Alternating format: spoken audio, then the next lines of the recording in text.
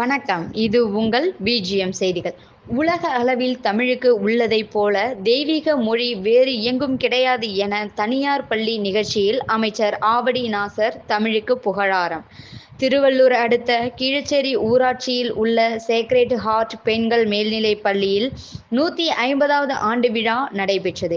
இந்த நிகழ்வில் சிறுபான்மை மற்றும் வெளிநாடு வாழ் தமிழர்கள் அமைச்சர் ஆவடி சா.மு. நாசர் பங்கேற்று விளையாட்டுப் போட்டிகளில் வெற்றி பெற்ற மாணவ மாணவிகளுக்கு பரிசுகளை வழங்கி பாராட்டினார்.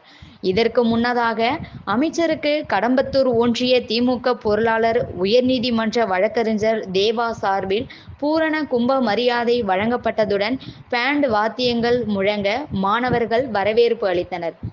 இந்த நிகழ்ச்சியில் சமாதானத்தை ஊக்குவிக்கும் வகையில் வெள்ளை புறாக்களை அமைச்சர் மற்றும் சட்டமன்ற உறுப்பினர் பறக்கவிட்ட போது அமைச்சரின் தோள் மீதும் மற்றும் ஒரு புறா அமைச்சரின் தலை மீதும் அமர்ந்து கொண்ட சுவாரஸ்ய நிகழ்வு அரங்கேறியது.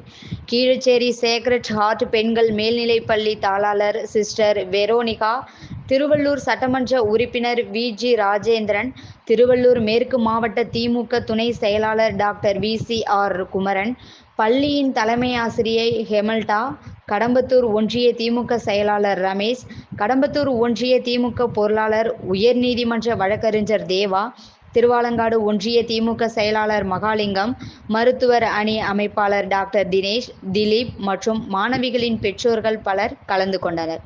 இந்த நிகழ்ச்சியில் மாணவர்கள் இடையே உரையாற்றிய அமைச்சர் நாசர், உலக அளவில் தமிழுக்கு உள்ளதைப் போல தெய்வீக மொழி வேறு எங்கும் கிடையாது என்றும், உலக அளவில் 11 விதமான இலக்கண இலக்கியங்கள் உள்ள மொழி எதுவென்றால் தமிழ் மொழிதான் என தமிழுக்கு புகழாரம் சூட்டிய அவர், நாம் அனைத்து மொழிகளையும் ஏற்றுக்கொள்கிறோம், அதுபோல் இந்தி ஒழிக என்று கூறவில்லை, இந்தி திணிக்க வேண்டாம் என்றுதான் கூறுகிறோம். ஆனால் இந்தியில் திணிக்க வேண்டும் என்றுதான் மும்மொழிக் கொள்கை கொண்டு வாருங்கள், கொண்டு வரும் பட்சத்தில் நிதியை தருகிறோம் என்று ஒன்றிய அரசு கூறுகிறது. வருகின்ற சந்ததியினருக்கு துரோகம் செய்ய நாங்கள் தயாராகவில்லை, இருமொழிக் கொள்கையை போதும் என்று முதல்வர் கூறியுள்ளார். இந்தி மொழியை கற்றுக்கொண்டால் வேலைவாய்ப்பு பெருகும் என மத்திய பாஜக அரசு கூறுகிறது. ஆனால் நாள்தோறும் சுமார் 2000 பேர் ஹிந்தி மொழியை தாய்மொழியாக கொண்டவர்கள் தமிழகத்திற்கு வேலை தேடி வருகின்றனர். அயல் நாடுகளில் பணிபுரிய ஆங்கிலமும், இந்தியாவின் பணிபுரிய செம்மொழியான தமிழ் மொழியை போதும் எனவும் அமைச்சர் புகழாரம் சூட்டினார்.